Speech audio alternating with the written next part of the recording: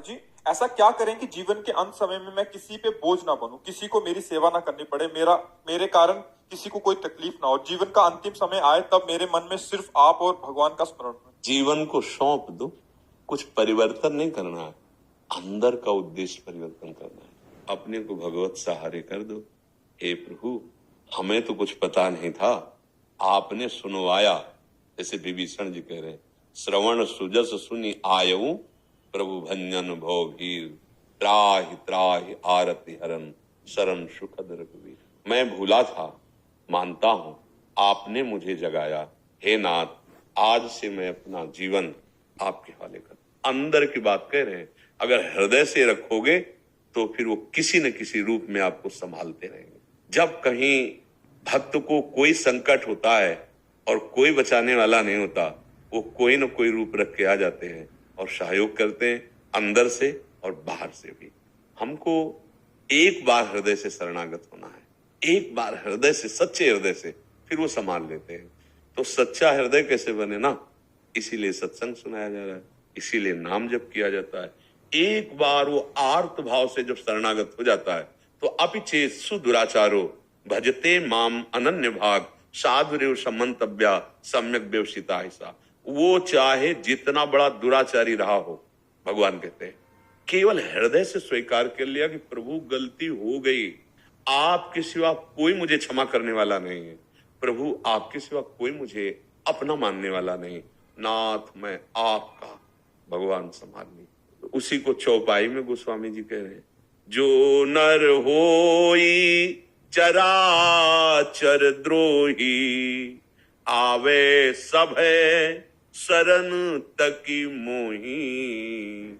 संपूर्ण विश्व का द्रोह करने वाला पापी हो, अगर उसको भी ये ज्ञान हो जाए कि मेरे से गलती हो गई, प्रभु की शरण में कोटि विप्रबध लागे जाहू, आए शरण तजहू नहीं ताहू।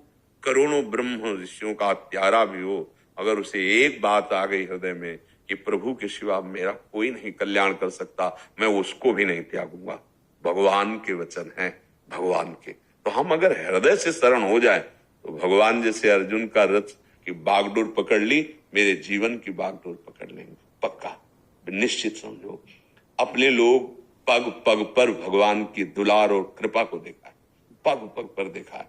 एक बार ऐसे संकट में फंस गए, गंगा जी का किनारा और सर्दी में कोहरा होता है, और जब बाढ़ आकर पानी सकिल जाता है तो ऊपर पपड़ी पड़ जाती है, मतलब एकदम प्लेन जगह दिखाई देती है, और वहां था भारी दलदल।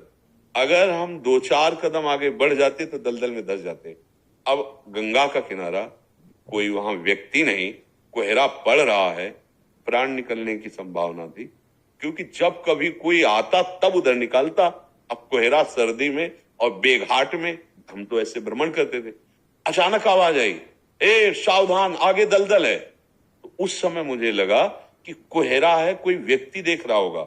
उसने कहा, तो एक छड़ी रखते थे, जो ही आगे चलकर ऐसे किया, वो पूरी छड़ी ऐसे दलदल, मलाई जैसा एकदम दलदल, और ऊपर पपड़ी थी, पीछे लौट पड़े। हमने काफी खोज की कि जो आवाज, वो हर समय रहता है, किसी न किसी रूप में वो आपको संभालता रहेगा। करो सदा तिनके रखवारी, जिब बालक राखे।